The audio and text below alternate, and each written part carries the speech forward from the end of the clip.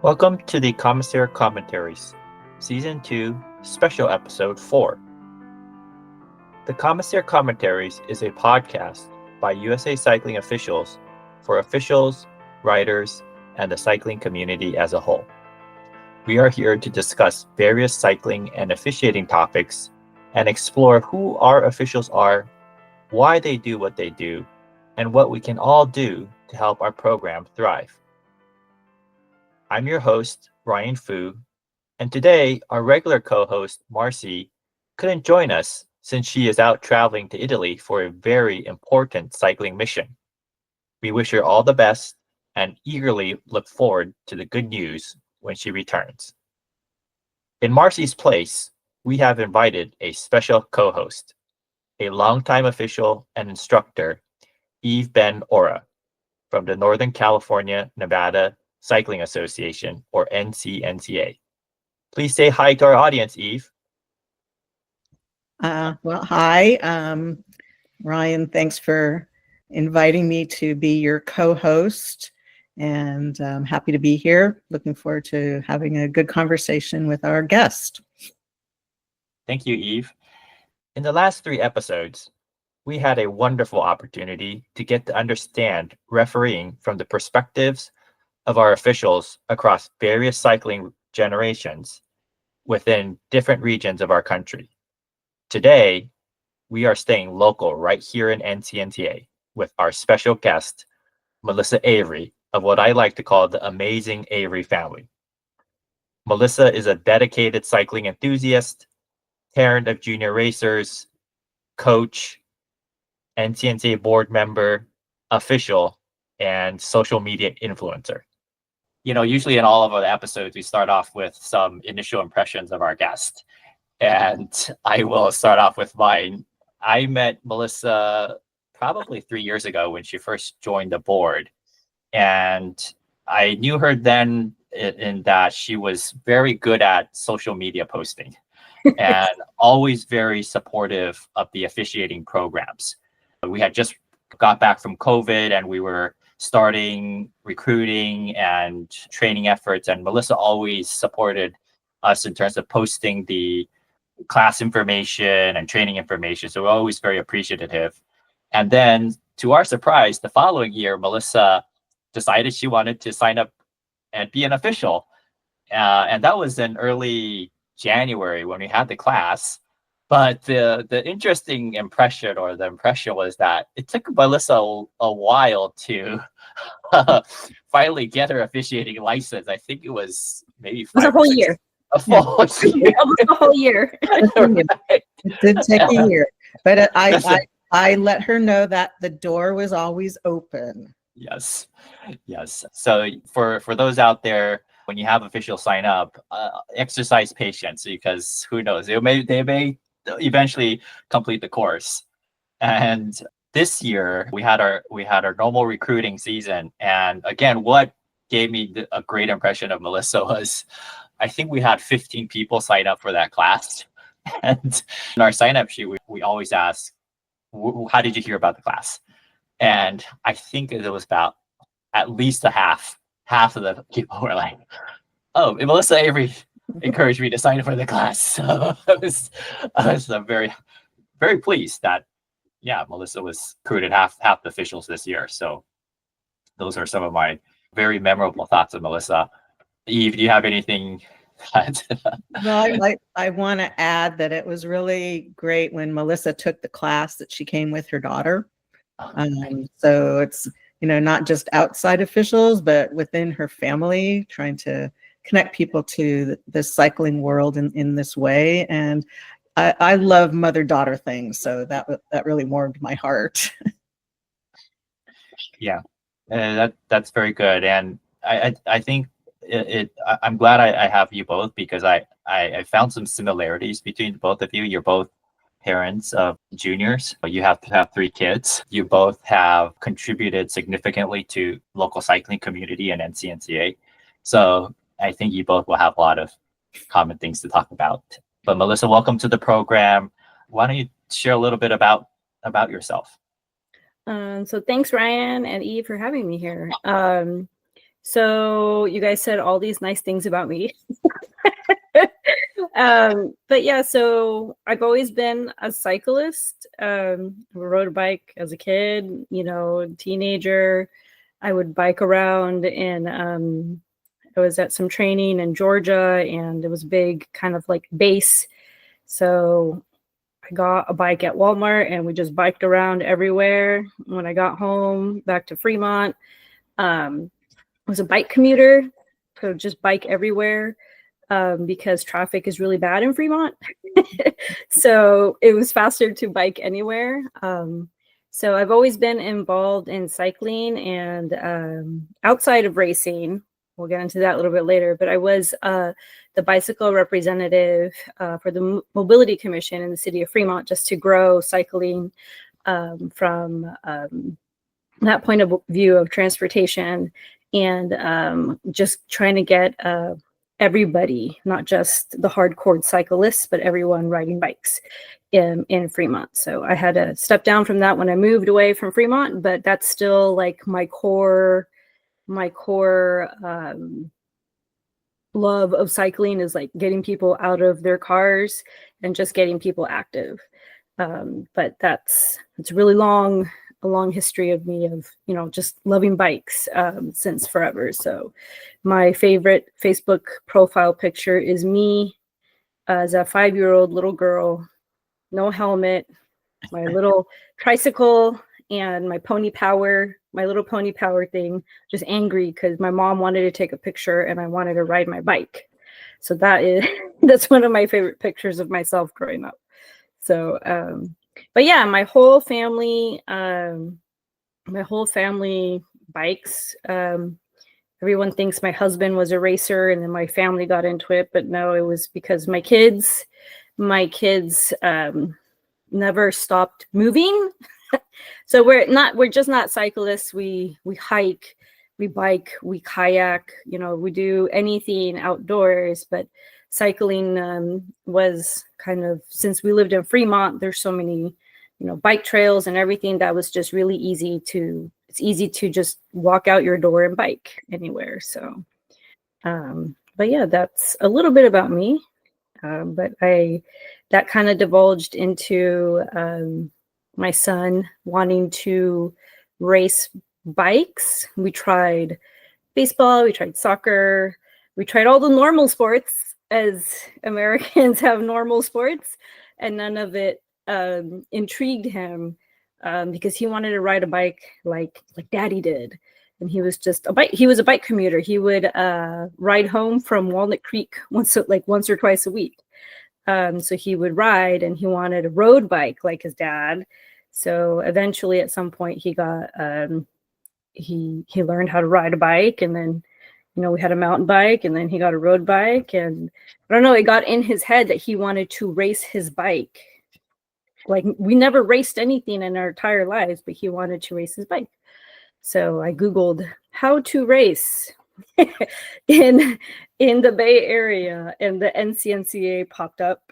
And then that's how we kind of got into it. So that was kind of just kept on going through that.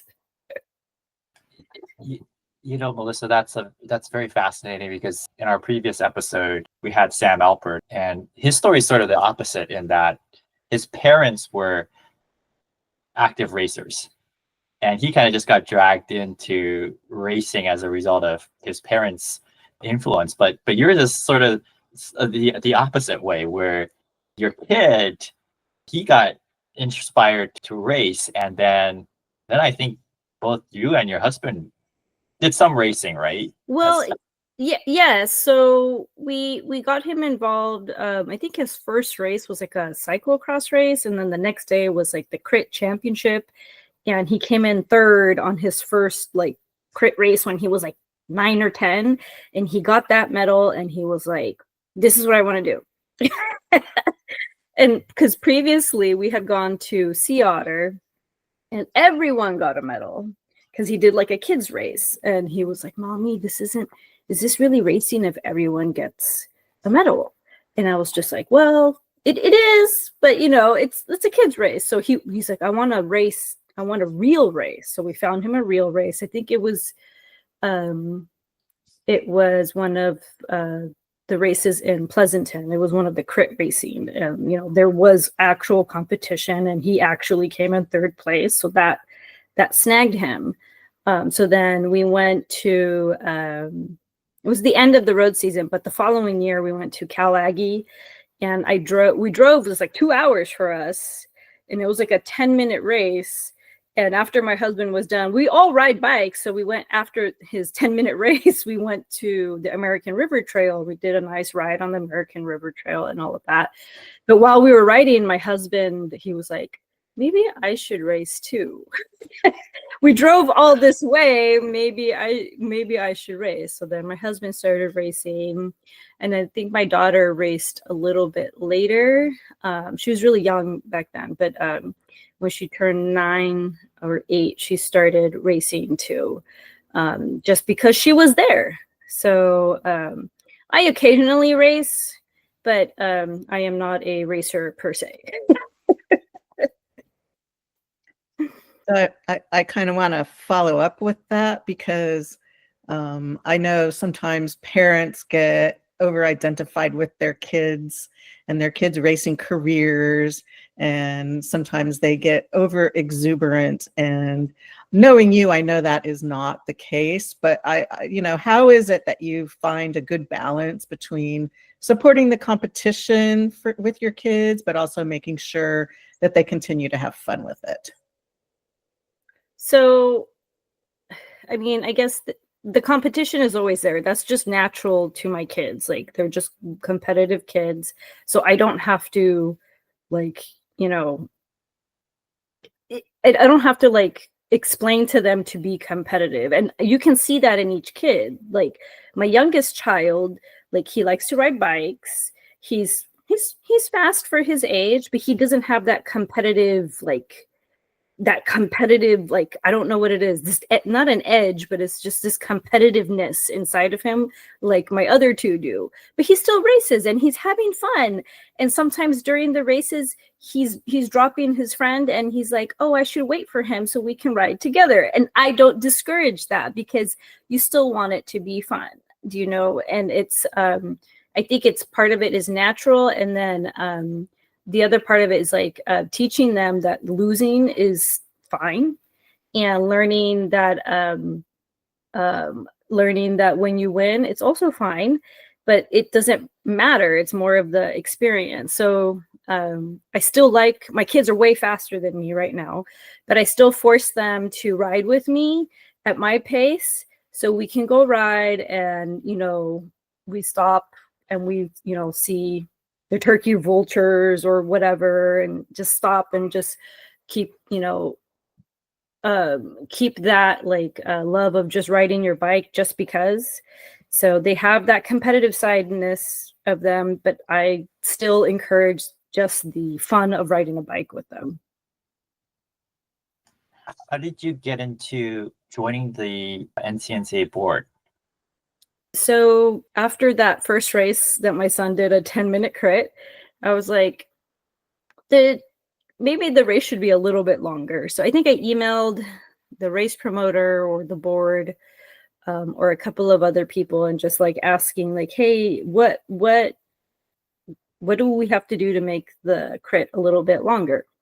But previously to racing and biking, I used to be part of, I was on the board of the American Hiking Society, and part of my job there was to help families. Mine was like the family aspect of getting families into, hiking.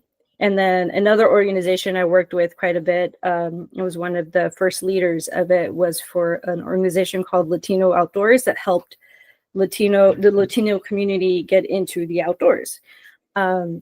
So I'm really experienced in getting families and people of color, especially Latinos, into a sport, into the outdoors. I'm very experienced in like getting new people and introducing them into a sport or anything like that.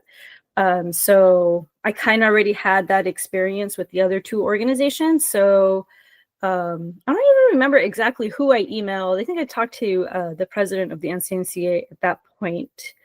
And then I met a few other people through that. I think it was Elaine she was like the juniors person on the board. So I was talking to her for a bit, and she asked me if I wanted to run on the board, and I was like, sure, why not? If this is a way I can help the junior fields grow. And it wasn't on a board or anything back then. I stopped for a while. I was on a board I like being on boards. I like being on commissions and stuff like that. So I was like, sure, I can be on the board. So I think they voted me in back, I think it was the first year when we started racing after the pandemic. So I think it was early 2021 that was voted in. Yeah. So that's how I got on to that. So one of the reasons you joined was trying to get more juniors involved with racing, right? Yes. So I got on, I did get on because of, trying to get, grow the fields and, just getting juniors. But it was so hard for me to like figure out the racing world. I knew that there had to be someone on the board or like anything to, when someone finds us, when I see currently when I see a new junior family that shows up to our road races, I am like, hi, how can I help you? Because I know that for them to find us at this point or find a race at this point, they are committed. Because it's not such a big, it's not a big sport, especially in America. So when someone shows up, it's a big deal. I mean, I was at a crit in Colorado, and my daughter was there, and this mother came out of somewhere. She's like, what is your daughter's name? I can't believe there's another girl racing. Do you live here in Colorado? And I was just like, no, we're just driving through, but I'm happy that we're here so my daughter can race with your daughter, because it's such a different, road racing is so such a niche in cycling. So if someone had that reaction to me, I would hope when someone if a new person comes to our road races, I'm like, hi, how can I help you? I'll connect you to a team if you don't have a team, blah, blah, blah. So, and I think that's what's needed a lot in our sport, because I think there's a lot of assumptions, but it's really hard to, a lot of families don't know that you need a race license. They bought a 1 day and they thought it was an annual, or what is a race license kind of thing. So, and then especially at our early birds, we get a lot of new families. At the last couple of races, there was a family who didn't speak any English. They only spoke Spanish, and I speak Spanish. So then I helped him. He was accidentally trying to buy a motor license for official. I don't even know how he got to that page.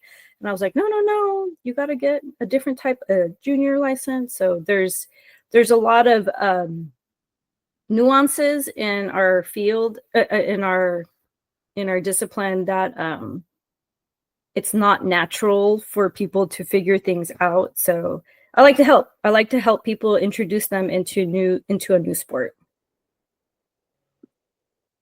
Yeah, I want to say, as a former junior parent, those kinds of connections really, really help a lot, because it can be positively daunting to figure out all of the nuances of the sport while also managing your kids' stuff and your kids' emotions and all of those kinds of things. So, having mentors for the parents is as important as having the mentors for the kids. So, good for you for doing that. I want to say that when I used to go with my son to junior nationals back in the day, that was a real bonding experience for the kids, but also it was for the parents. And I'm still Facebook friends with some of the parents of his former junior teammates. So it's kind of a lifelong thing, whether you planned for that or not. It probably is.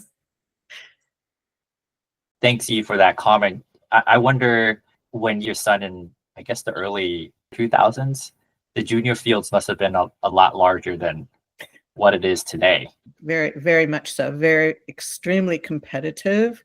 Like he raced with TJ Van Garderen and Lawson Craddock, and all of those kids were just getting started when he was getting started. So it was Daniel Holloway was out there when he was out there. So, and the only reason I remember that is that when we would go to junior nationals, those were the names that the announcer was yelling out during my son's races. It's like, there goes Holloway there, So, but yeah, with very big fields, it was still during the Lance era, when people were very excited about getting on bikes and that kind of thing. So he did get the benefit of that period of time. Yeah, a lot has changed since then. And Melissa, since one of your goals with the board is trying to attract and increase the junior fields, I haven't actually been to NICA event, but from what I hear from Karen Beer, his son is also racing NICA. He's saying like there's fields of 1,000 racers at these mountain bike events. And I'm like, what? How does this happen? What do you think is some challenges that now we're not seeing the same thing on the roadside? And what are things you think might help, or things that you're working on to try to increase the numbers for the future of cycling and racing? Just real quick, could you say what NICA stands for? Oh, okay. So NICA stands for the National Interscholastic Cycling Association. So that's the national overseeing. It's like USA Cycling. It's the overseeing. And then our division is NorCal NICA, so Northern California. So our division is it's just within Northern California. Nevada is a separate organization. So I, as well, my kids are also involved in NICA. I'm also a NICA coach for Mission Peak Composite in Fremont. And it has a different dynamics in the sense of the perception of the safety of it. I think that's the biggest deterrent right now is like a lot of the roads aren't very safe. I don't like using that term, but a lot of mountain bikers, are scared to ride on the roads, and some road bikers are scared to ride in the mountains. It's the same thing. Like my son has had a one bad accident, and it was never on the road. It was mountain biking, and my daughter too. So it's not. It's all relative, and it's a perception of safety. So NICA has a lot of teams in a lot of different cities, and it's like school-based. Some of them are school-based, and ours is a little bit different. So just like our teams are not like logistical, like there is a couple teams in the South Bay, there's a couple teams in the East Bay, and they're just kind of all over. So there's no like connection to a school. So that's a lot of the growth. And like NICA also does, you should come to one of the NICA races so you can see it, Ryan. It's a lot. Like my son raced in a mountain biking field of 100 at his first race last year.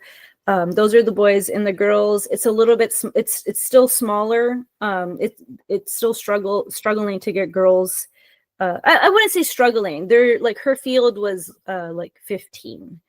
But compare that 15 to 100 boys in like the same age group, it's still hard to get girls on bikes. So, but we've actually seen a good positive influence from NICA into road, because a lot of the kids that are doing well in NICA cross train in road, or they cross train in track, or cyclocross. So we've seen in the past 2 years, our fields are growing, and they're growing from the NICA teams all over.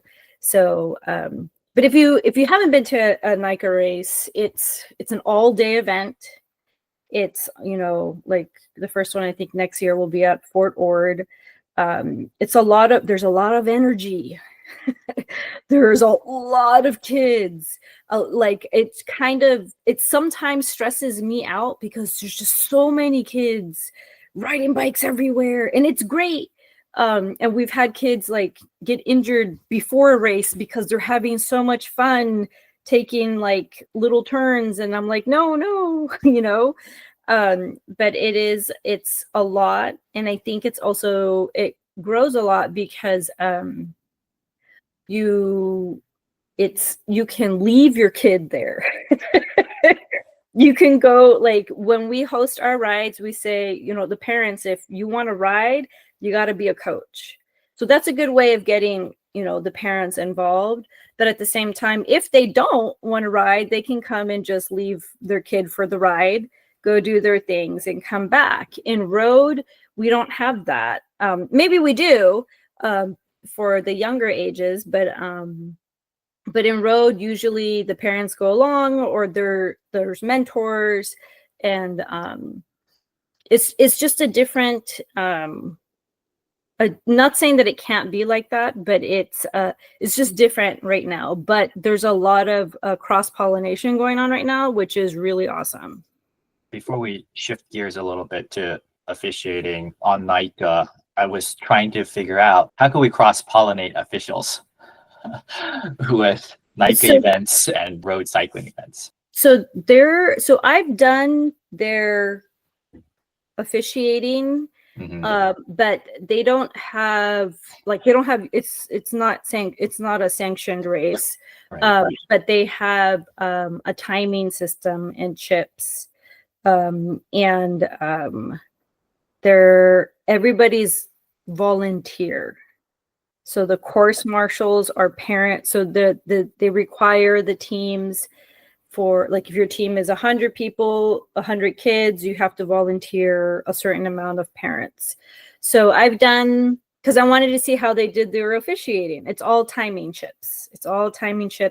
One time it failed, and it took a long time because they had to do it on spreadsheets. But the timing chips do fail, but it's all chips. They do have cameras. They do have people writing down, not as much as we do, but I was one of the people writing down. I just wanted to see how they did it, so I volunteered. I was like, and I was just talking. I think his name is, I can't remember his name. Richard Picard, I think, is the timing person, and I was just asking him like his camera system, just because I'm interested. That's what we do for our road races, right? Mm-hmm. So it's very expensive. Yeah. It's a very, very expensive setup, but it's a good setup. I want to just kind of piggyback on that a little bit, because back in the day when my son was just getting started, there was a requirement that all of the teams had to have trained officials be part of their team. And so as the parent going to all the meetings, I knew about what they were looking for, and that's how I got invited to come to the officiating class, because they were required to have officials. So every team across the country had to have officials. So when I took the class, there's like 40 people in it, because they all had to have people licensed. So, I mean, I don't know if that's the ideal recruiting method, but it certainly was effective, at least getting people in the door. And that class back then was hard. It was 2 days. I think there was like 100 questions, and it was not open book or anything. I mean, so, it was a real challenge. So, I mean, I kind of like the direction that it's moved now, where it's a little more friendly at the front end, but, getting parents, requiring them to have that involvement gets them in the door. And I think that's a very positive thing. Eve, may I ask, out of the 40 in your class, are you the last official standing? Yeah, I have no idea, because there wasn't like camaraderie built between us. Oh, Or, like, okay. I don't even know who any of the people in the class Okay. were. So yeah, it was not a warm and friendly kind of experience. Although I will say, like Bonnie Walker was Oh, in Texas at the time, and she was basically running the local association. So I've known Bonnie that long. So she doesn't remember me from back then, but she was definitely very involved in the local Texas stuff. And I will forever be grateful to her, because as a junior parent, I didn't know I needed my kid to be a Cat 3 to go to nationals, and she helped me make sure that that could happen after we'd already bought the plane tickets. So I'm forever grateful to Bonnie. Because you don't know as a parent.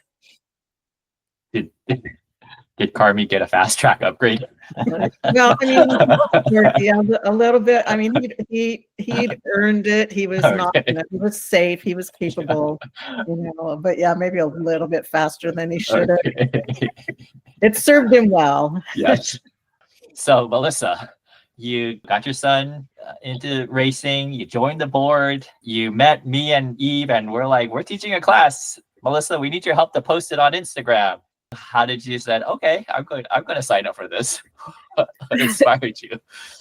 So this is the kind of the main reason why I wanted to officiate, was because my son went to his first nationals, and there was a call on free laps that myself and a few other parents thought was not correct. So we went through the process. We went to the officials. We got one situation fixed, and I thought it was an unfair call. And I'm not going to say what happened, but the explanation that was given to us, I thought was not fair for that level of national championship. So I came back and I was just like, well, I was like, I like to learn why that call was made, and I kind of understand now why that call was made. I still don't think I agree with it a few years later, but I understand a little bit more why a call like that would have been made. But I like to learn.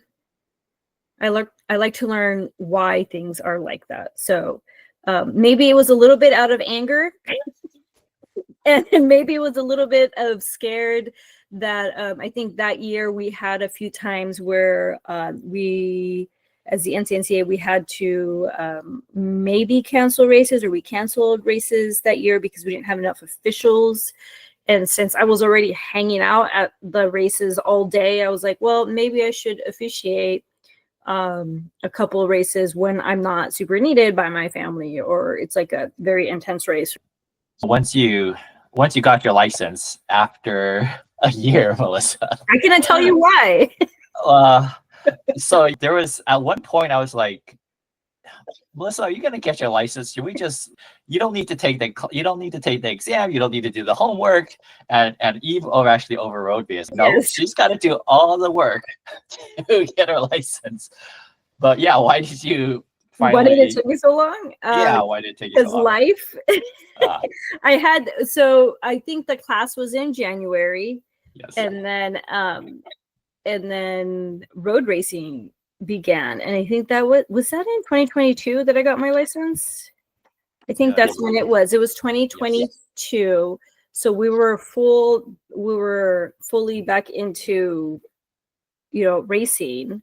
I think things are still kind of a hybrid at school or something like that. So and my kids were much younger, So now they ride, they go on the rides by themselves and stuff like that. But like all the training for my kids, that was back when they were still slower than me, was on me and my husband. So we like, it was just a lot. It was just a lot. And I think that was the year NICA started accepting middle schoolers, because before then it was just high school.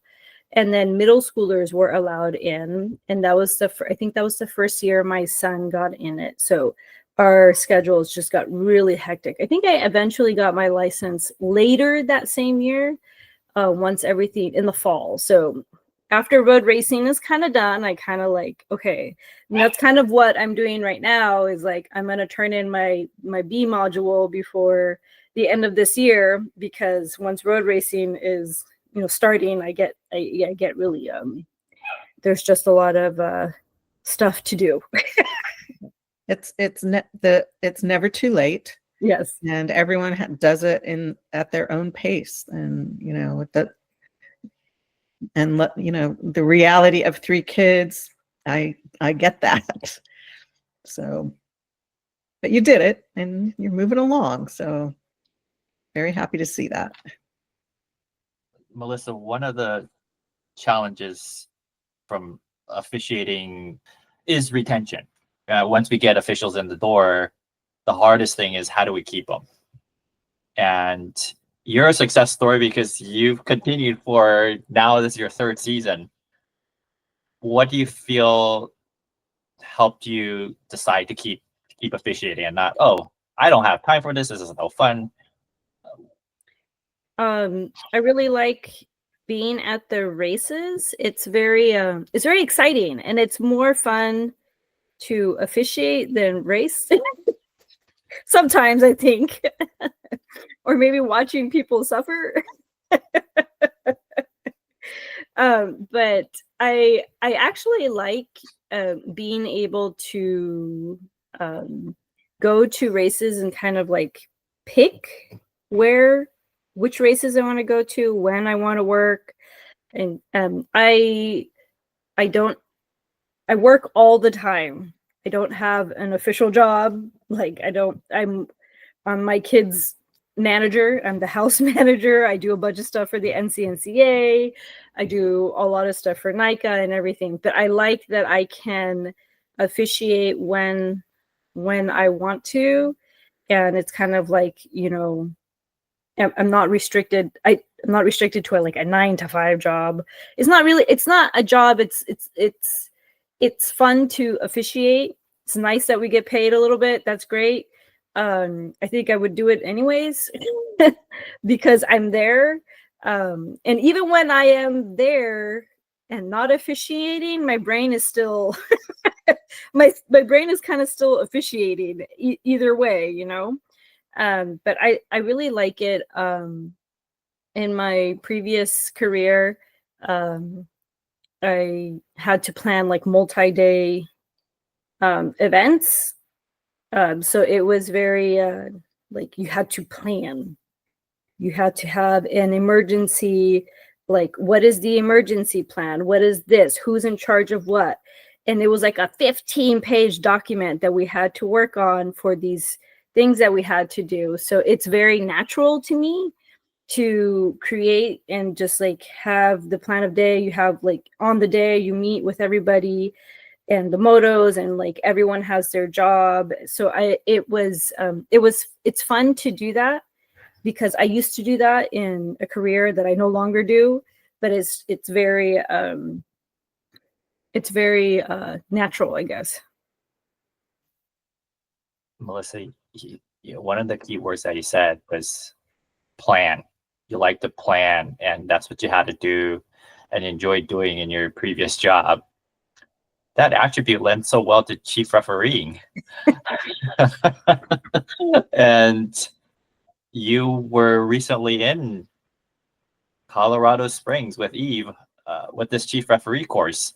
So I guess one, you enjoy the sort of the planning work, and that's what a chief referee needs to do.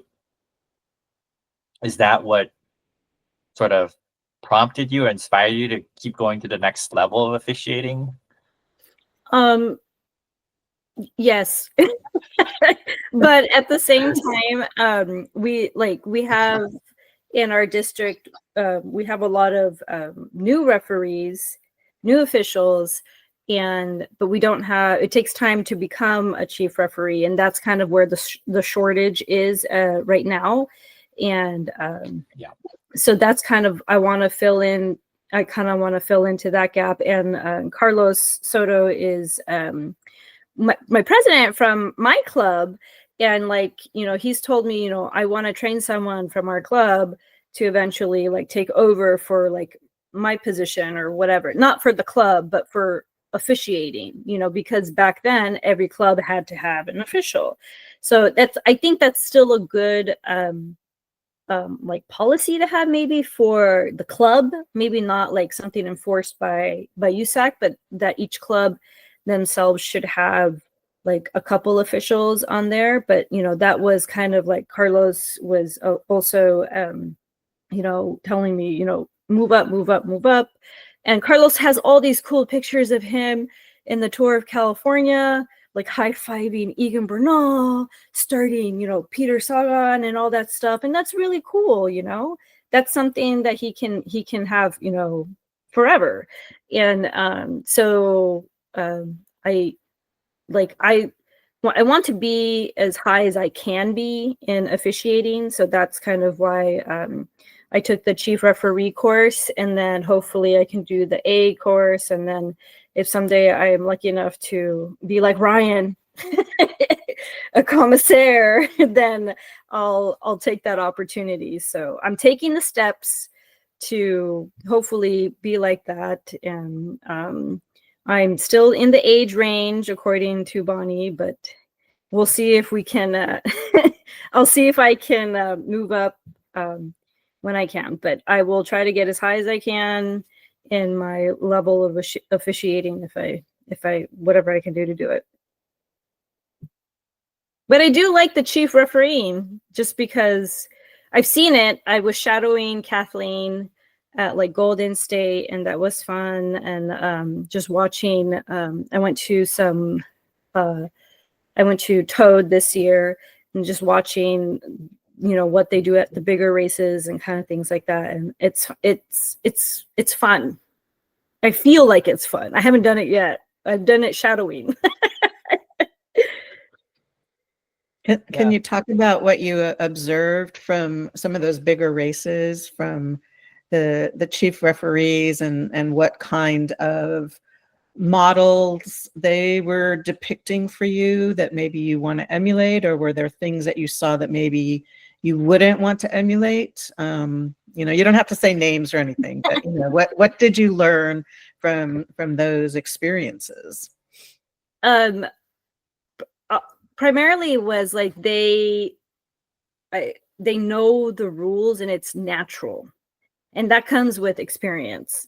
So Kathleen was helping me with the pit and explaining the pit, but she was still being chief referee, and just telling me, oh, you should do this, you should do that, and she's still paying attention to the race, and I'm trying to so just it's just more they have it in their ear, and everything, and it's just more natural, and or they're hiding the stress, and they're good at hiding the stress and covering up, versus me, I'm probably oh, I don't know, but it's new.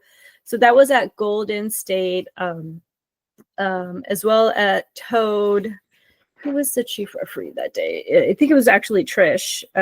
She was very good. She was very good at it. But I was AJ. I was helping out an AJ there, and the AJ at the Toad is a little bit different than back at home. They have the timing systems, or the cameras. It's this really good system that they had.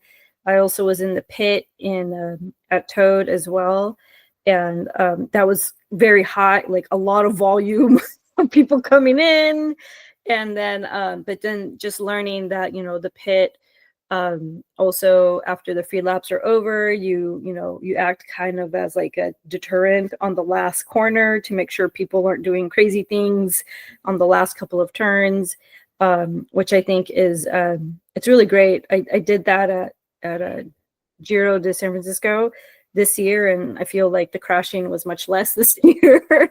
So that's just something I brought back from Toad, which was really great. But I mean, everyone has their own style, and I like checking out everyone's style just because then you create your own. You got to be yourself. Melissa, how well we have the instructor from the Colorado Springs Chief Referee course. That class actually. Would you like me to leave right now? No, you should be here. It's all transparent discussion. That class actually went on hiatus for I think 2 years because there was a reduction in the number of officials, and we slowly had to rebuild the whole officiating community nationwide. And I think this year, finally, Bonnie had enough people to sign up and hold the class. Could you share a little bit about your experiences during the class, what it was like, and hopefully give some perspective for future attendees? I really liked that there was no test. I was like, I'm gonna have to test. Oh, and then you get like the school stress again. But there was no test, and it was a lot of like situational teaching and customer service. And I think since we're always enforcing the rules, like having a class like that really helps the officials learn and remember that it's not just about the rules and all of that. So it was really good in the sense of that, and then learning some of the stuff from USAC's point of view, from the insurance and the permitting and how that all works, and how you get stuff from the race, the race flyers. I'm always looking at all the race flyers from everybody, so that doesn't that was very like second nature to me. But I know to a lot of people it's not, because they don't have the high volume of road racing that we have in Northern California. And then just learning that all the different situations, even though there might be different, like E was able to give us the tools to kind of apply it to the different situations that we have. So that was really good about it. How did Melissa do in the class?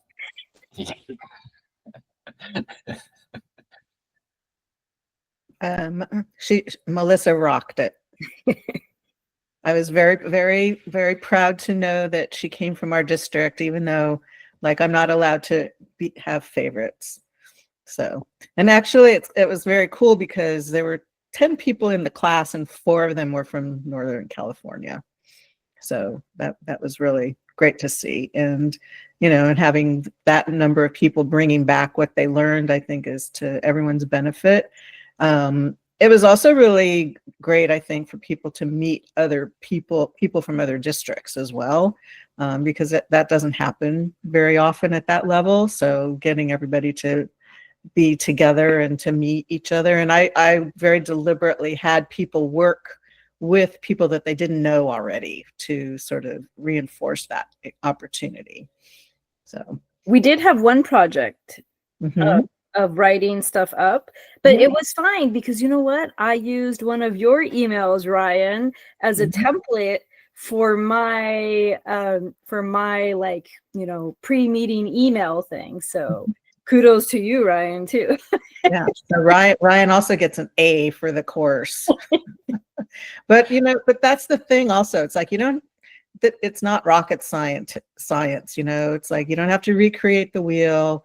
You learn from other people, you take what you like, throw away what you don't like, and that cross-pollination is a very valuable part of the process of becoming a confident official. So, and I was able to work with somebody who I worked at with Toad, and I didn't know she was going to be there, and that was nice to see her again there.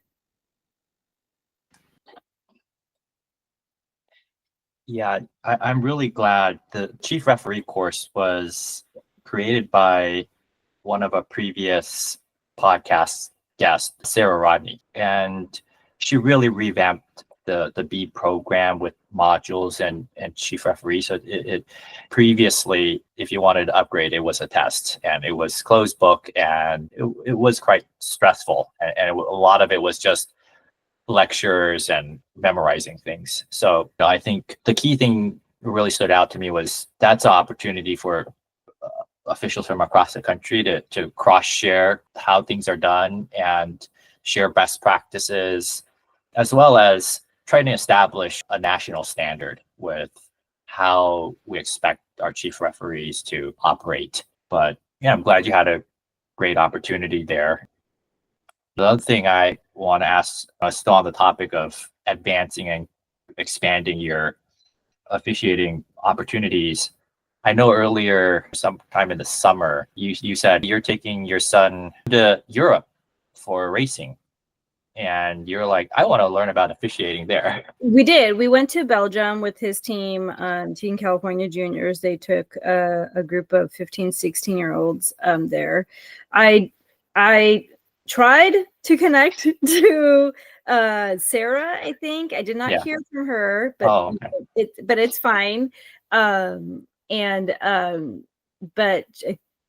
I was watching the officials like at every single race, and it's very similar. It was all very similar, and it wasn't at the same time.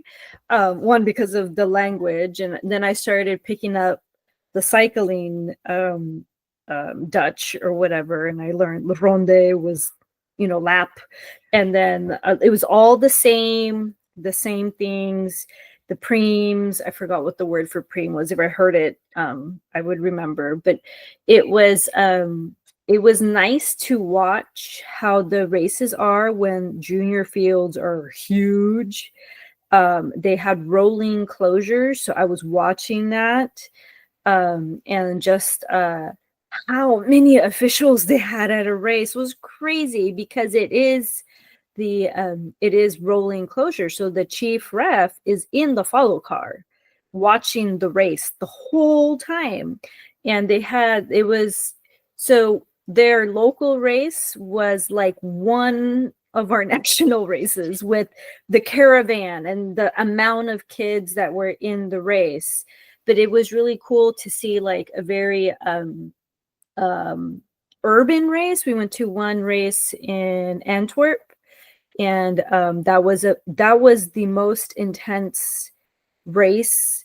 It was like in downtown area. It was a rolling closure in the middle of the roads, and so many officials, so many closures, just surrounding the kids, and then just watching the officials and everything. And then the language barrier.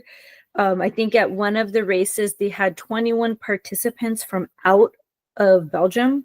So they were announcing in English, in French, in Dutch, in Spanish. There was a Latin American team there too. There was Latvians there. There was just so many different countries. And I was just like, wow, my son, like the accent was very heavy in English, and he couldn't understand it in English, but then he started speaking Spanish, and he understood it in Spanish because he speaks Spanish. So that was nice, for him. And I'm like, aha, you learned, and now you're in a different country, even though like they speak English. It was very difficult for him to understand. So it was really nice to see like the officiating, in the sense that it was all very similar. And not knowing the language, I could still pick up on things. I can still keep track of the race. and everything. They had junior rollouts there. So I watched them do junior rollouts at every race. And then the winners, they would roll them out again at the end just to make sure.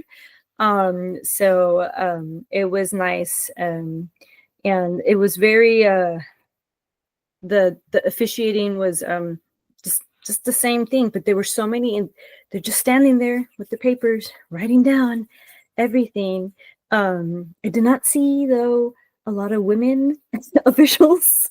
There was hardly any women officials, and there was only a few like younger officials. They were all much older, really older gentlemen. So that, which is fine. But I was just comparing it to, like, our field, stuff like that. So because it's hard days. Like, our days are really long. We go from like 7 a.m, sometimes to 5, 6 o'clock in the afternoon. But the junior races in Belgium, they last, so their races only had like 2 fields. So it was one race, my son's race, and then maybe the 17, 18-year-olds or the women after them. So it was, the days were shorter. So like it's a little bit different in the sense that their days are shorter, but they do have many races throughout the week. So the officials can maybe actually like have a real, like, I don't want to say real career, but like, they can officiate multiple times during the week versus for like, 3 hours, 4 hours versus, our days are sometimes like 10 to 12 hours by the time we leave our house and by the time we get home. So it's a little less hectic, I would say, to be an official. But I don't know. I hope next year, though, well, I hope next year, if my son goes, and if I go, I might just send him by himself. I don't know. But if I end up going, the team director did connect with one of the officials there. So I'm going to see if I can talk to him. It's also just intimidating. I didn't know the language. And like, they were up on some races, they had like this huge like platform. And then one day, I don't know, it was like a politician or somebody showed up. He was literally wearing like a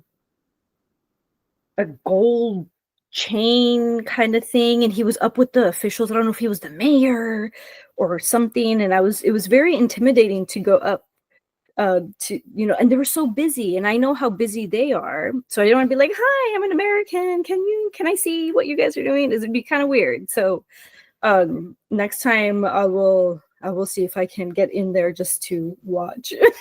I was watching from afar this time. I think that's cool, though, that you got to do that and go with your kid and see European cycling. It's very cool. I hope you get to go next year. One of the things about, Melissa, what you shared, I would have thought that in Europe, because cycling is so popular there, that they would have an equal mix of younger officials. But what we said earlier with Eve was impressed when you brought your daughter to sign up for our officials class. And in our last episode, we brought up, what's the minimum age for an official? Because your daughter, I think, hasn't meet the minimum age yet. Mm-hmm. But do you think that your daughter would want to officiate? And is it mostly because you are just at the race? She wanted to make some money. Oh. Right. That was it. But but she still understood everything, and now she knows the rules, which is good. So I think, like, even if you don't want to become an official, like, just taking the class, because it's all online too. You can take the class online and the rules. And I know of parents who've taken the official class because they just want to know what the rules are. They just don't want to be an official, which is just fine. Like, that's what the USAC rule book is. And then there's online stuff. I've done like coaching, some of the stuff that the USAC puts out, like the coaching and the race promoter seminars.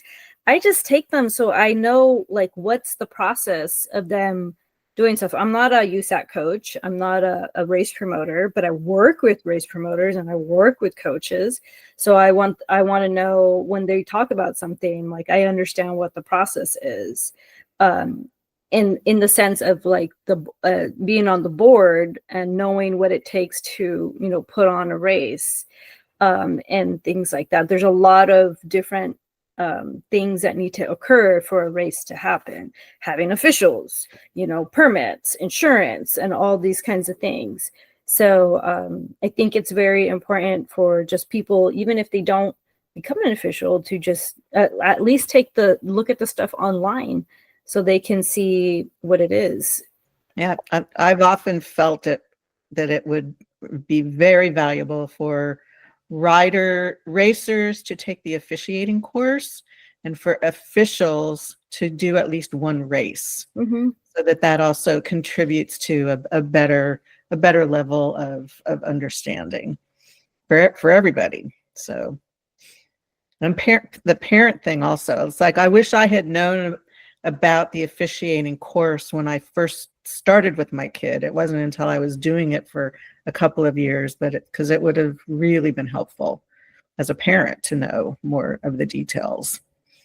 Like, why did my kid get pulled out of that crit that I paid all that money for? Melissa, what are your goals in terms of cycling for the next season, for the board, for officiating? What are your plans? So my personal cycling goals. So this is a goal that we have between myself, Auralia, and Liana. We promise we will do a road race. Even if they don't want to, I'm probably going to try to do a road race just to ride. We like the race that's behind me in my picture right here is Bariani. It's a beautiful course. It might be a little bumpy, but I've ridden it as a bike sag before for my kids. It's flat, and it's, you know, if you're going out just to ride the course, like the course is mostly closed. I don't know if Bariani is, but like Snelling is mostly closed. And if this is another topic, but like just like trying to help boost the women's numbers and things like that. I think if people try to go out and think of it more as a ride in, you know, this beautiful course, and maybe, hey, we all just, if you have a group of friends, you want to go ride on this course, and hey, let's just sprint at the end. Like, there's no rules against that. Like, there are no rules. Like, I keep saying, like, I wish there was a Cat 6 category for me, or like a mom category for me, where all the moms can just go ride, and like, I just want to ride on the course, you know. That's but my goal this year was to race like once or twice, and I did not it did not happen. But hopefully this year I can at least race once or twice, some of the road races or the time trials. And I'm not a big crit fan, but I have done crits before. And then for the board, I would say my goal is just to keep growing with I got more people this year on my juniors committee, so hoping that that it's people just don't rely on me, because I can't do everything. So when people come to me and say, you should do this, and I'm like, will you help me? Because I can't do it all. So when someone has an idea, I said, great, can you help me do it? Or can you do it? So I had a couple people like that this year. So they're on the committees now. So hopefully we can work together and do stuff like that. And for my officiating, I do want to get my B this year. I hope to be at one of the bigger stage races this whole year. So I'm hoping I can be on Redlands, since it's here in California and it's during my kids' spring break. So it would be easy for me to go down there. It's kind of hard for me to disappear for a week or whatever it is. What's the other one that's Gila? There's the other one that's closest to us, like big stage races. Would be Gila, and like I looked at it this past year, and it was too difficult for for me to be gone for so long. So hoping I can do some of that, and then just not slowly, have 8 years, guys. Have 8 years before I turn 50. So hopefully keep moving on with moving on up in officiating. But I still want to do local races. I want to do more CRs this year, and hopefully try to motivate more people to become CRs too. You said you're going to Redlands because your son will be on the team, California, right? Yes, but not like the Redlands, the 5-day one. Okay. Yeah, there's a juniors portion. Oh, right. Redlands. Okay. Yeah. So last year there was a juniors race. I think my daughter's team will also might also go down too. So there's a juniors portion, but I want to do the whole stage race. It would just be logistically easier for me because that's my kids, spring break. But yeah, so last year my son went down, but I couldn't go, so my husband went. Well, Melissa, you've got a set of ambitious goals for next year, and Eve and I will be here to support you and make sure that we can help you achieve them in any way we can. As we are wrapping up, Melissa, I really would like to thank you for being on our episode today to share about your cycling adventures and fun and officiating, as well as to Eve for being such a gracious guest host and also sharing some of her stories as well. I think we had a great conversation, the NorCal edition for the Commissaire Commentaries podcast. As usual, if you are an audience or listener and have ideas or suggestions for us, or if you'd like to be a guest on the Commissaire Commentaries, please send them to usac.officials.podcast@gmail.com or commissaire.commentaries@gmail.com. We'll see you in our next episode. Thank you, everyone.